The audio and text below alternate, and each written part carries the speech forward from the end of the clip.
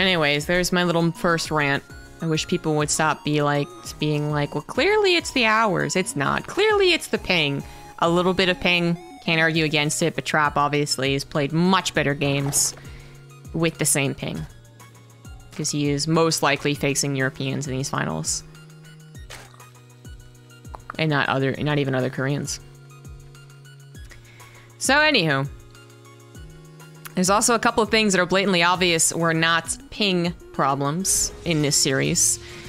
I saw Gemini in those forums battling it out in the mud with the mud people. Saying like, yeah, no, Trap just played poorly. There's nothing really else to say. He just played super poorly and that's that. Because Gemini is real. He's a real G. But this one was by far the oddest one, I would say. Trap definitely was not using his brain very much. Some other people pointed out that Trap didn't get time to break, basically, and like watch other people's play.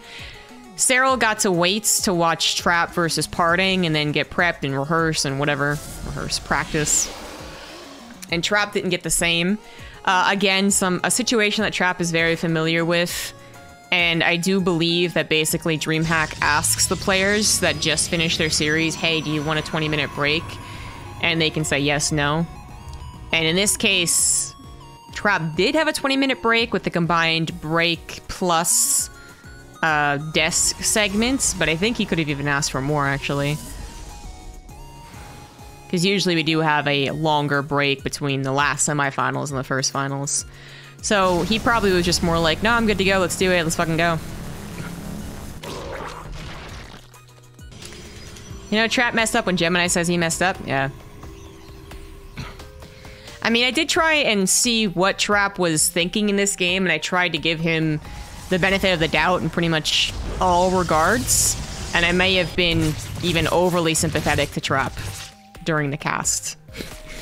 All said and done, I wasn't really happy with the cast, but I also wasn't really keen on doing these finals cast, which is another whole discussion that if you watched Fear Dragon's stream a couple days ago, you've already kind of heard the general thing, and I've even talked about it previously on my stream. But it's not really like someplace like common that you can just go and there's no Google question, there's no Ask Jeeves. You're like, why did someone cast the finals?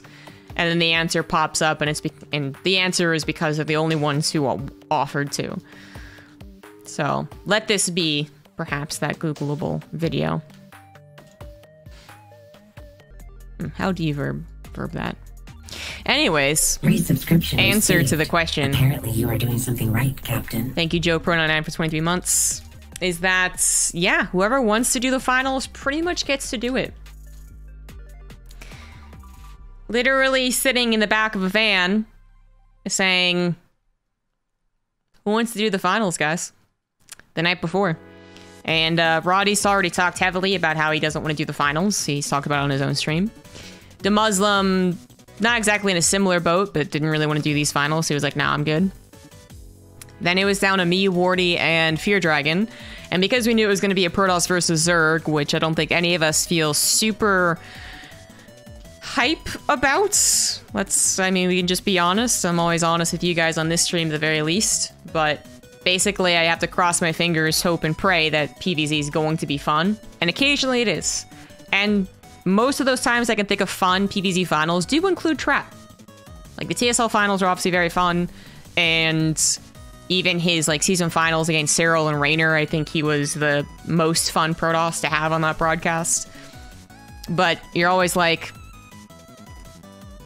And then not only are none of us really excited to do it, I mean, I think there is also a bit of that, yeah, I don't know if I can really do it justice. You know, I am not a PvZ aficionado. And the only reason that I felt even slightly comfortable doing the analysis portion of it too, since Fear Dragon was going to be the hype guy, was that I had talked to Harstam and Lambo before the event. And they did talk a lot about PvZ.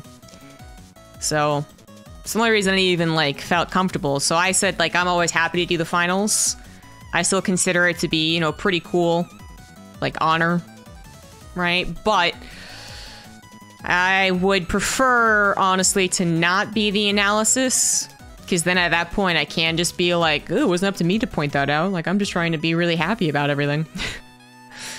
And if I am going to be the analysis, I would prefer it not being in ZVP. I know there's a lot of subtle things that you can pick up on, but a lot of the time I'm just like, I don't care. But that was the position that we were in, so I try to make the best of it. And I did actually find a lot of things to talk about. The various ifs, ands, what ifs. But overall, it isn't the matchup where I walk away being like, I was able to phrase that exactly the way that I played out in my head. There are a lot of examples I can point to where I've cast like a PvT with Fear Dragon, and he lets me just basically go on. Feel very comfortable casting with Fear Dragon. And I'm just like, here's the thing, here's the next thing, and there's the potential results. Let's watch it unfold.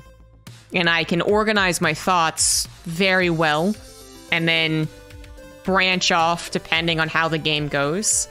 In PvZ, it's for me far more still like a unwrapping type of situation, which I think is all well and good in my personal stream if I can cast the finals of the Open Cup weekly and be like, huh, I wonder why they did that. Okay, maybe this is it. Okay, but I did hear this one thing, but I'm not really sure if that's relevant to the current context. And I think I have this right, but maybe I'm wrong. Like, it's all well and good to do all that type of stuff, I think, for basically a non-finals broadcast. And I actually really enjoy kind of learning a game even with you guys. But I don't think it's what's really makes a great finals cast. I think basically what I should have done is, in doubts, kind of laid out a more general way of phrasing things and looking at things, and then just kind of ridden along. And if I missed something very small and important, then I just be like, oh, fair's fair, I missed it. But instead, I tried to kind of pick up all the scraps of information that I had whilst talking. I was walking and talking the entire time. And I don't think I was able to articulate the situations as well as, I don't know, maybe Rotterdam would have. Or, well, Pig, but Pig isn't going to be coming anytime soon. It's sad. I know I've never heard Roddy's response, mind passing on the gist of it. Roddy doesn't appreciate the fact that for finals, you do kind of have to always be hype. He doesn't want to be a guy who watches someone get stomped and then goes, that was great, guys. Really cool finals. History was made. He doesn't like doing that. He likes being pretty real. He also talks a lot about how at this point he's done so many finals that he really does just prefer to chill and relax and watch it himself and have some fun with everyone else, as opposed to having, you know, it's basically to do the job. Because he's usually desk, so he's doing a different type of job, but still. And that's fair enough as well. He's done like dozens, maybe even 100 finals at this point, because he's done over 100 events. So...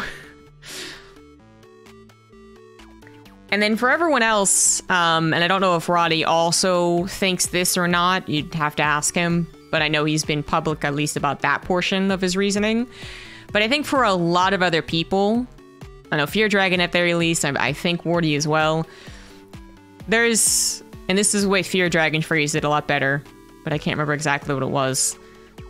It's not necessarily the fear of doing a bad job, even though I was just talking about me not doing the best job I could have. It's not even about that. It's the idea that even if we match like our own expectations, like we're like, that was one of my best casts, I think it was really on point, I really had fun with that, great job. It doesn't matter. No matter what happens, the overwhelming outcry, if people are complaining, it's going to be about the fact that we are not Tastosis, or maybe Roddy and a Muslim, or maybe Pig and Maynard, right? Like, there are favored duos in the scene, and not coincidentally, they are some of the oldest casters in the scene. Not that that's the end-all be-all of it. They're also very talented and very good, blah, blah, blah. But that it just doesn't make a difference. No matter how much we try to match our own expectations or think we do a good job or are very happy about it. We know that the cries in chat will be like, why isn't it X or Y person? And, you know, it kind of sucks. So we also don't really want to deal with that. I don't want to cast the finals and then go into a Reddit thread or watch the VOD and just see people being like, why isn't Roddy here? Why didn't Tastosis do it? Because you guys can imagine / even know exactly what would happen if Tastosis were at an event and they didn't do the finals. At one point, it was literally just their job to do the finals. It was like part of their agreement. And then at some point, it obviously was just like the preferred opinion of the crowd. And even if you felt like you had worked your way up to a very good commentator, even in a very good duo like Roddy and Nate back in the WCSNA days, even if you felt like you really deserved the finals, all that would have happened where people would have been like, why didn't Tastosis do it? These fucking guys. So it's not really a great feeling anymore. And no one is also there to give you at least the internal confidence, I suppose. No one is there anymore that's like, you guys deserve the finals. Go get them, Tiger. No one does that anymore. That hasn't happened since Katowice 2019, I think. Where In Control was told, you did a great job this tournament. Cast the finals of Maynard. Other than that, it's always been more of like, who wants to do it? People are like, There was one time in 2018 where the big honcho said that me and Pig will do it, and that was really cool. But other than that, no. We just do it ourselves. And just so you talk about analysis hype, here the customer said that breakdown isn't really a thing in StarCraft 2 casts. You're talking about the division of like a play-by-play and a hype, or play-by-play and an analysis commentator working together. I think that pretty much we don't regard it in any situation outside of the finals, but I do believe that in the finals you should absolutely have the two roles fairly separated. That doesn't mean you have to have like the biggest hype guy and the biggest analysis guy. It just means that you should recognize that you both have a certain role. So obviously I can do analysis, but then when I'm paired up with Roddy or the Muslim, I do feel like I would be the hype person, the one that just kind of gets excited, screams, says that everything's really amazing, and then lets them be critical or analysis and just lets them do their thing. But if I was doing like a quarterfinals with either one of them, it would be a little bit more of just us doing our thing together. Thanks, Albino Rhino. You find it more important to hype up the match than analyze it in a big tournament? You mean the finals? Yes. Which is also something that I wish I was more attentive to. This season finals for me kind of felt like, how to put it, like I never really was set. I always felt like I was kind of trying to like catch up with a ball that was in front of me for the entirety of the season finals. It started with the week before the season finals being like really busy with all the casts and then trying to set up schedules with like pros. And so I never really felt like I got my days to like organize and prepare and think about what I wanted to study or work on. Then during it, there was times where I should have studied, but then there are other things like rehearsals going on. So I felt like I got like a teeny bit in, but then not really enough. And then during the entire like actual casts, it felt like I was just kind of going with the flow and not really being able to sit there and think and prep and be like, okay, this is the direction that I want to go with this. It all just felt like it was kind of consistently going. Which is a bit different than the way it feels when I get proper, I guess, setup beforehand. Most of us are happy with mixed casters. I do think that is generally true. I do think that out of, 20,000 viewers or whatever, 18K of them won't even say anything. There's not that many Twitch chatters. 18K people won't say anything, 100 will only say like Pog.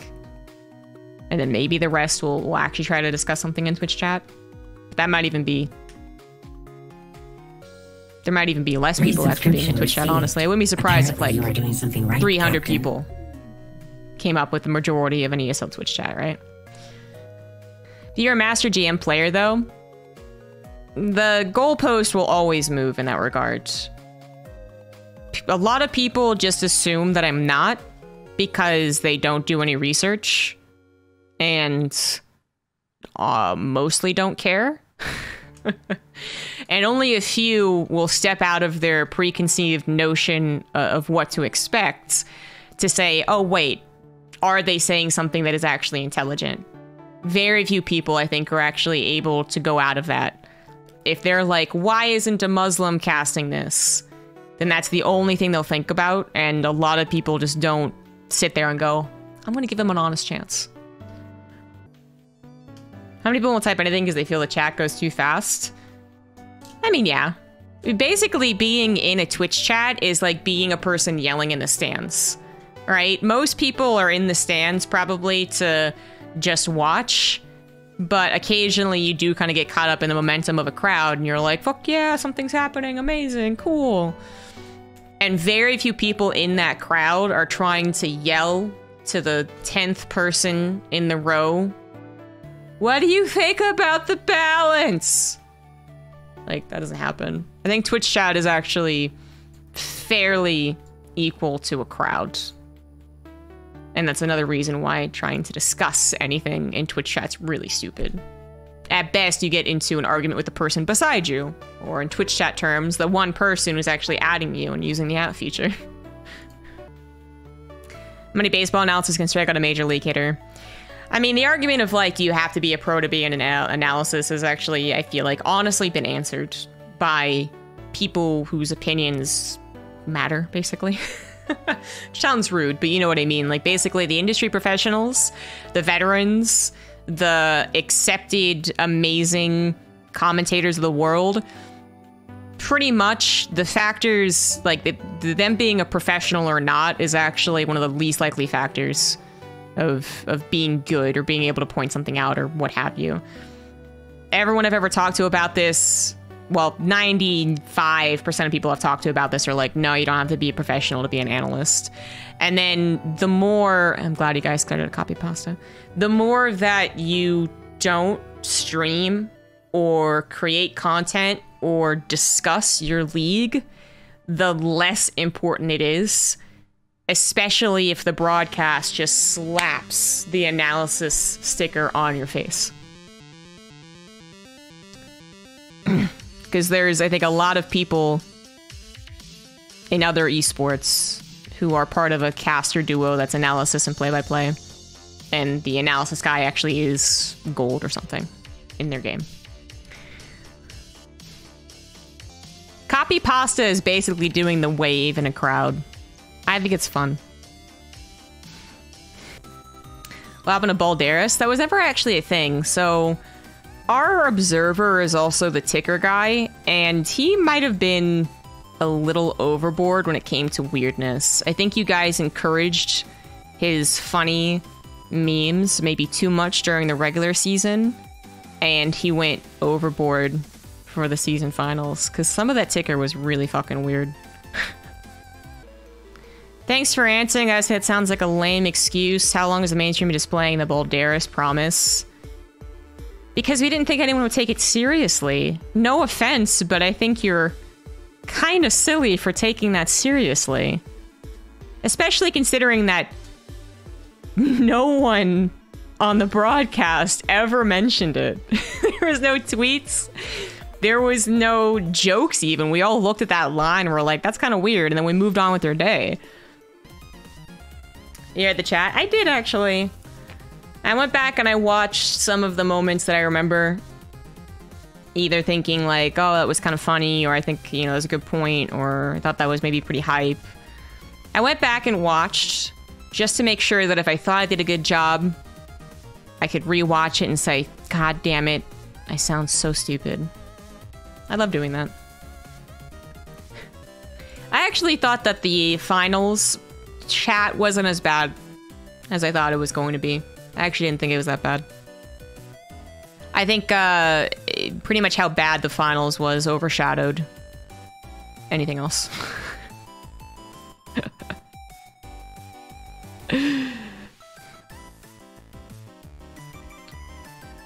Which is kind of now, I think I've talked enough about the finals cast conversation. But again, TLDR, whoever wants to cast the finals gets to.